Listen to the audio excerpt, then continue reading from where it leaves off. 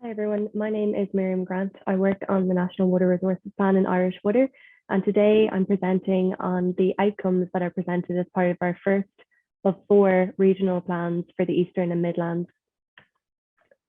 So just, I suppose, by way of introduction into what the National Water Resources Plan is, it is Irish Water's 25-year strategy to ensure safe, secure, sustainable and reliable drinking water supplies for all of our customers. And it's really all about ensuring that we have enough water available to meet a growing demand over the next 25 years. But at the same time, we must consider the environment and ensure that we're safeguarding it.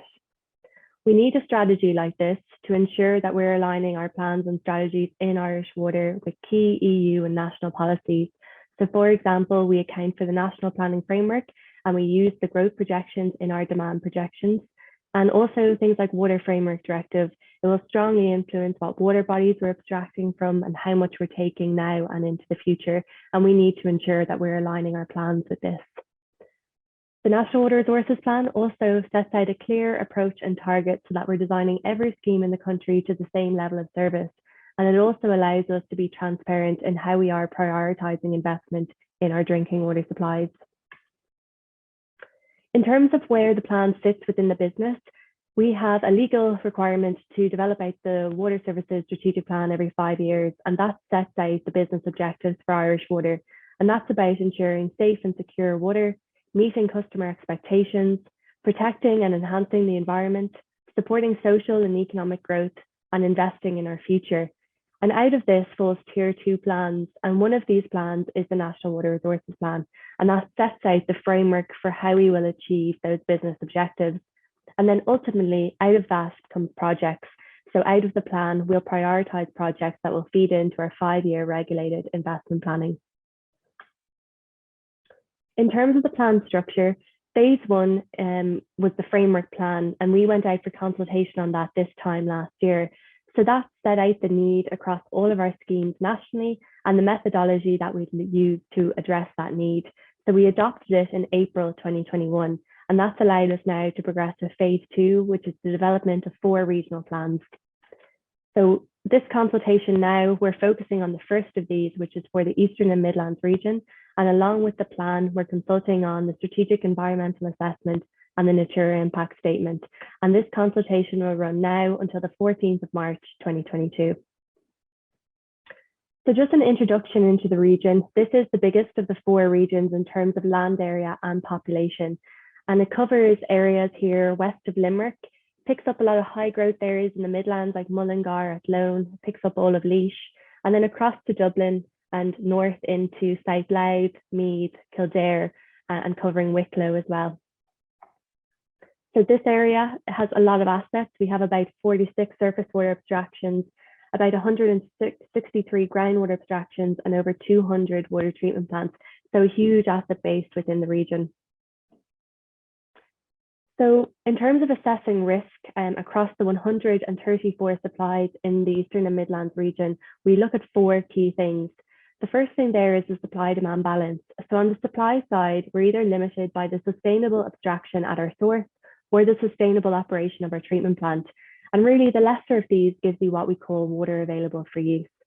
On the demand side then, we have accounted for water which is increasing over time in line with National Planning Framework growth rates, and unaccounted for water which is decreasing over time in line with the leakage targets set out by the business.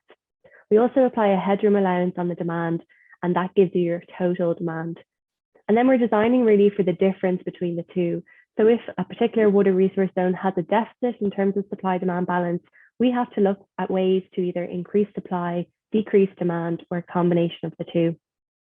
When we look at environmental sustainability, this is all about ensuring sustainable abstractions for the future, particularly during periods where, we have dry conditions, so drought periods. We've had to, introduce a lot of interventions like emergency boreholes or sandbagging of rivers to maintain levels at abstractions.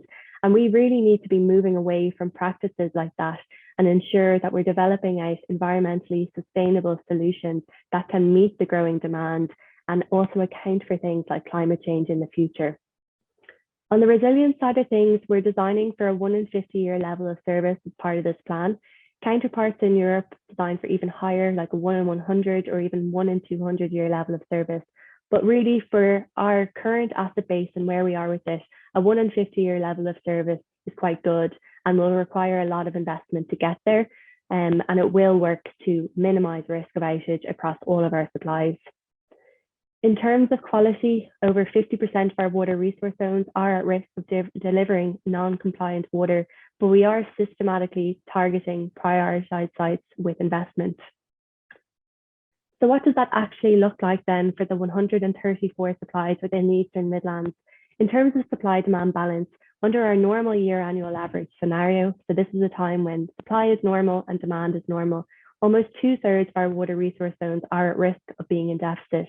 So this means we don't have absolute certainty that we can meet your average day demand, and that's either down to an issue at your abstraction or the sustainable operation of the treatment plant. In terms of environmental sustainability, when we apply our Water Framework Directive standards, 20 of the 46 surface water abstractions within the region are potentially exceeding the sustainable abstraction limits. In terms of resilience, nearly 50% of our water resource zones aren't achieving that 1 in 50-year level of service under normal conditions, and this becomes much more critical then when you consider your dry year critical period or your drought scenario. And then on the quality side of things, it looks quite stark there, but a high number of our water treatment plants are at risk in terms of one or more of the barriers. This doesn't mean that we're non-compliant. 99% of the time we are compliant with drinking water regulations, but there's a risk there that we can't manage it appropriately if an issue is to arise. So we take all of that risk, we develop out options, and ultimately we determine what the preferred solution is for the 136 water supplies within that region. And the solution here is really twofold. The first thing we look at is leakage reduction. That's a key focus for Irish Water now, and it will be going forward. At the end of 2021, we achieved national leakage rates of about 38% on average across the country.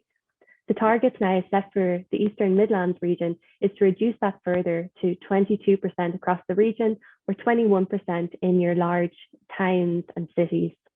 So that will look at a reduction in megalitres of about 343 down to 202 megalitres a day in the region. The solution is twofold though, and even achieving those ambitious leakage targets, we do need to look at new supply options to ensure that we can meet growing demand and also reduce our abstractions where we're currently over abstracting or at unsustainable limits. So the solution here covers all of the 136 water resource zones. We look at upgrading 136 of our treatment plants.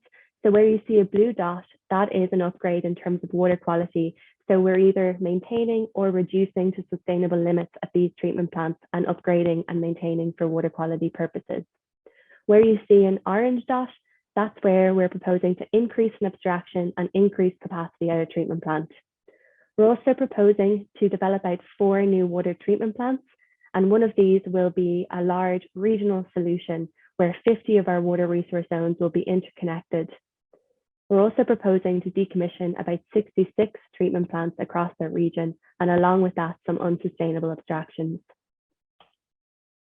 A key benefit is that by delivering this solution, all high growth centres are either interconnected by source or trunk main infrastructure, and this allows us to be much more adaptable in our forward planning. So we can facilitate changes in demographics if you start to see people move out of large regional centres into more rural areas. And also, we can facilitate non-domestic demand anywhere within that region.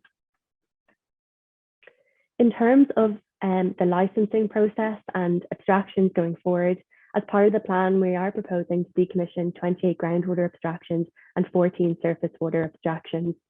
6 of these surface water abstractions are potentially creating a Water Framework Directive impact at the moment.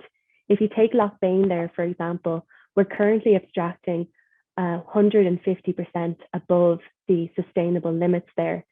So by developing out that new Shannon source, we're able to rationalise these sources that are currently unsustainable, but we can also reduce our reliance on existing sources like the River Slaney or the River Liffey and reduce those to sustainable limits. And our proposal is really only to abstract about 2% of the average flows from the River Shannon. So really the solution is we're looking at a transformation of our water supplies. By developing out a new Shannon source and supplying into the Greater Dublin area, we can supply key growth areas in the Midlands off that pipeline on the way.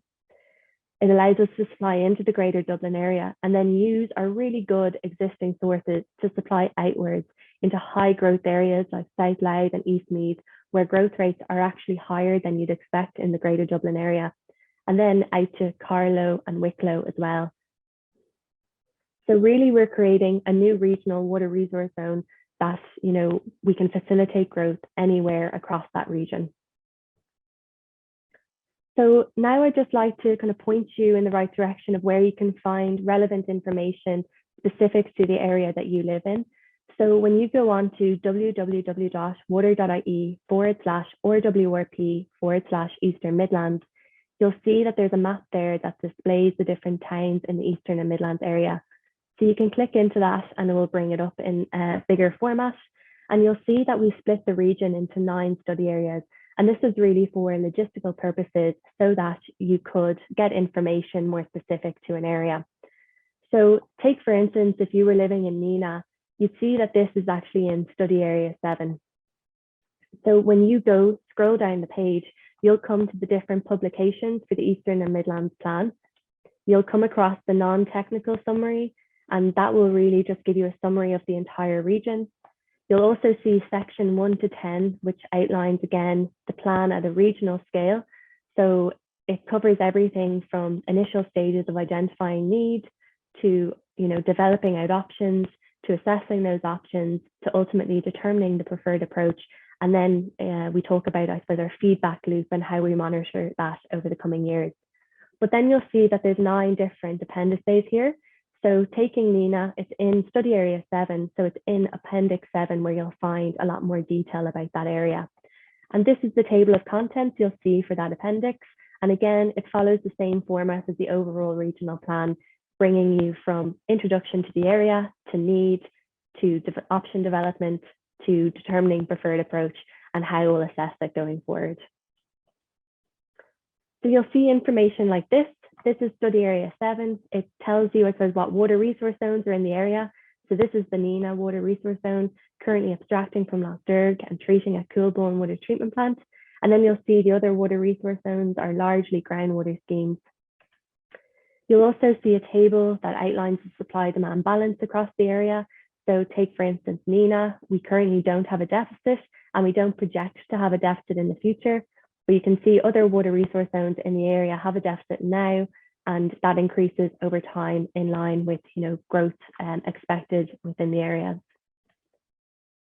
And then when we take all of our options and determine what the preferred approach is for a particular area, there's 6 key things that we look at. We look at what is the least cost option, the quickest delivery option, the best AA or the least impact to a European site. We look at the lowest carbon, the most resilient, and the best environmental. And the preferred approach selected here scored best in terms of environment, resilience, and the AA. And it also scored quite well in terms of cost and carbon, and therefore was selected overall as the preferred approach. But you'll see a lot more information in the report of how that we kind of got to that stage. So you'll see a table here then that just outlines a really high level option description of the preferred approach. So say for Neenah, preferred approach here is a treatment plant upgrade, and that's really to address any quality issues there may be there in the future. And you'll also see a schematic or a map showing those options. In terms of the consultation, we are running a 13-week consultation now, and it closes on the 14th of March 2022. The plan is available to view on water.ie, and it's also available at local planning counters in hard copy format. There are a lot of appendices and it is a big report, so sometimes it might be handier to view that in hard copy. We've held webinars over January and February, and we'll be publishing the Q&A as part of that following the webinars.